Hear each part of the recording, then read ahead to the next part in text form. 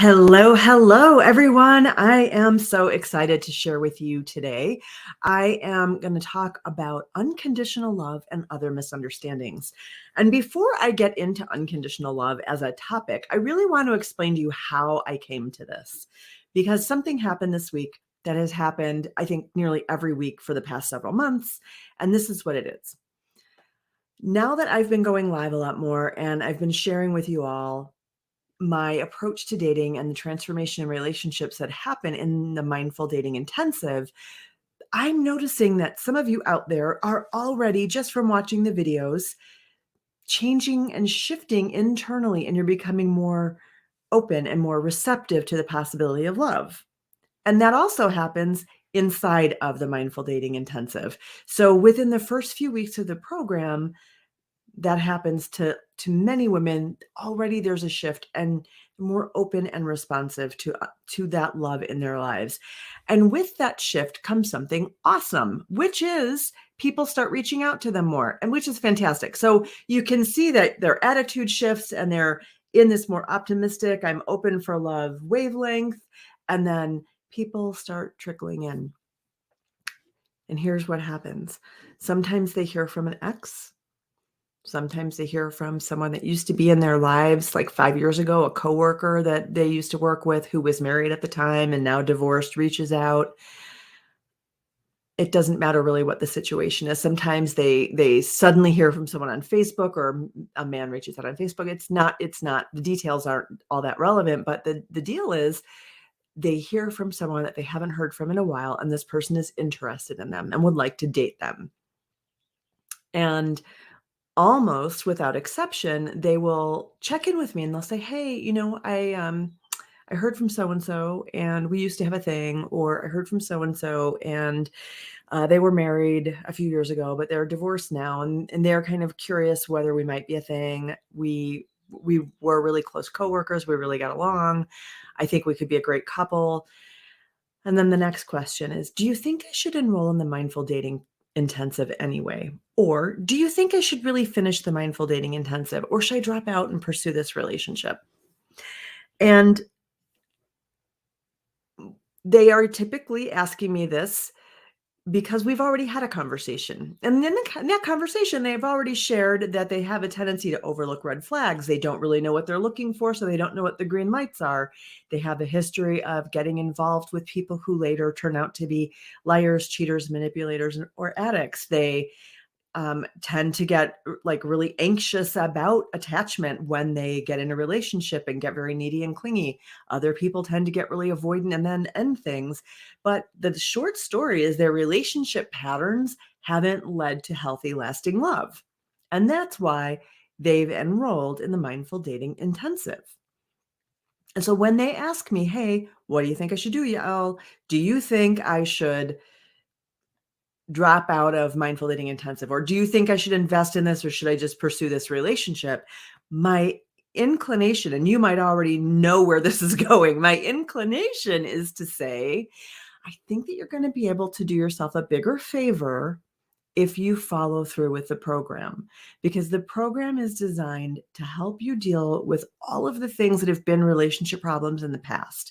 And this person who's reconnected with you very well may be your bashert, your soulmate, someone you can share a happy lifelong love with. But if that's the case, they'll wait.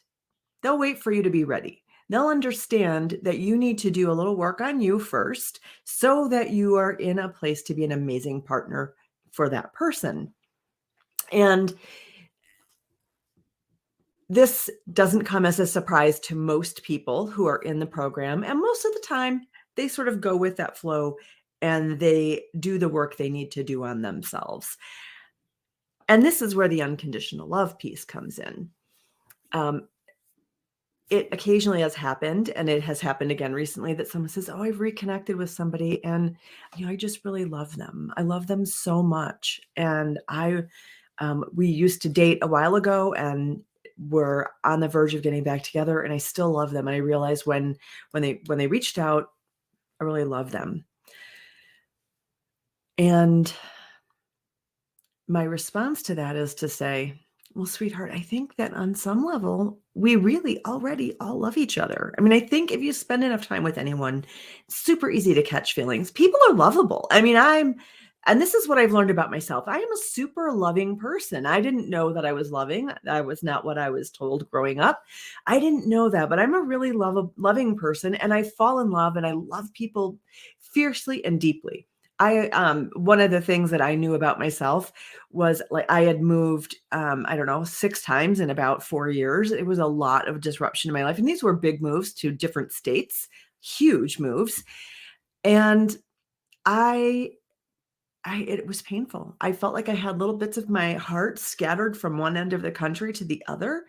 And I'm still friends with many of the people that I met in all of these different places. And I love them and miss them dearly. And I want us all to be together all the time, except we live far apart.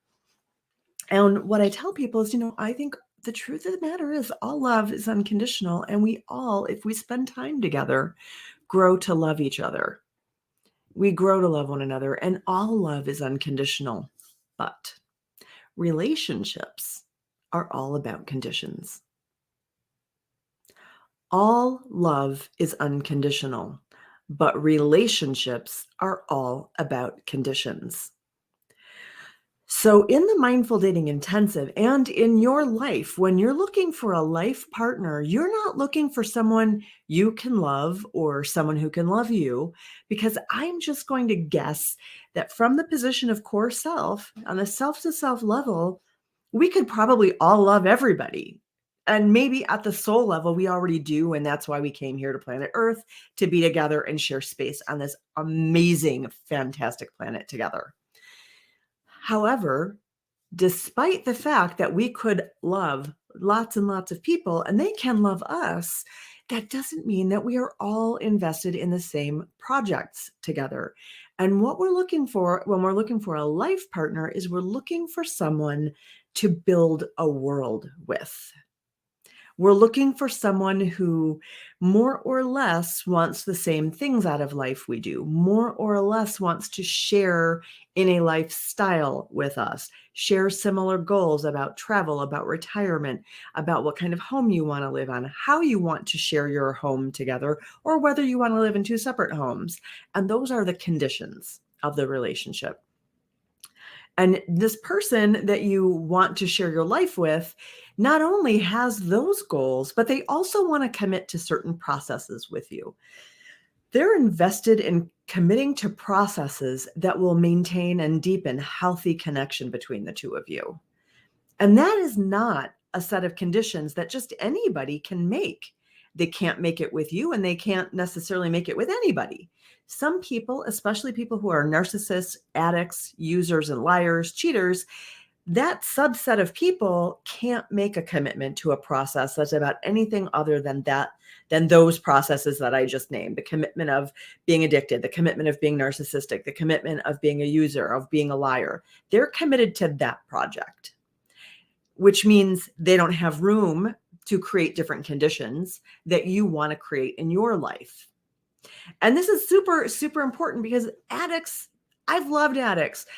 I was raised by a family of people who were addicted to alcohol and or drugs. I have loved addicts so much.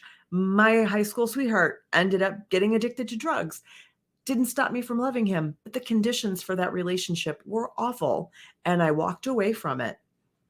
And that is actually how I learned that all love is unconditional, but relationships are all about conditions.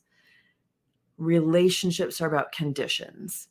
So if you're someone who has struggled to identify red flags, if you don't even know what your green lights are, if you've struggled with boundaries, or you've ended up loving the wrong sorts of people, like the people who are invested in other projects, and you want to find someone who's invested in the project of creating a happy, healthy, lasting love with you and a whole world that goes with it.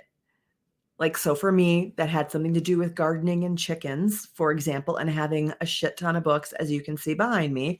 These were my projects, and I wanted someone who wanted to do those projects with me.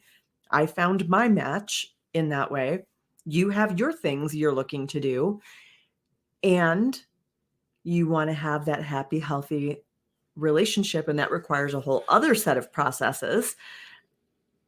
When you're ready to find that, and you're ready to get to know yourself well enough to stand for that and to create the strategies to make that happen, please reach out, schedule your free consult with me. We can talk about getting you into the Mindful Dating Intensive. And if you're ready to dip a toe in, please reach out and ask me about the 5-day free dating reset, because that is coming up soon. It's absolutely free, 5-day dating reset. If you are interested, just reach out and message me and I'll send you the link for that. Because this is the truth. You will find someone to love, and you will find someone who loves you. What you really need to learn about is how to find someone who wants to create the same world you want to create, and somebody who wants to engage in that same set of relationships and create the conditions for lasting, healthy love. All right, that's all I have for you today. Thank you so much for tuning in. I love hearing from you. I love getting the messages that say you're enjoying the video or this really landed. So please keep that coming. That makes my day. And if you're willing to write a comment in the comment box, I would love to hear that as well, because that lets other people know that what I'm saying resonates with somebody. So if it resonates with you, please drop a comment below. Take care now.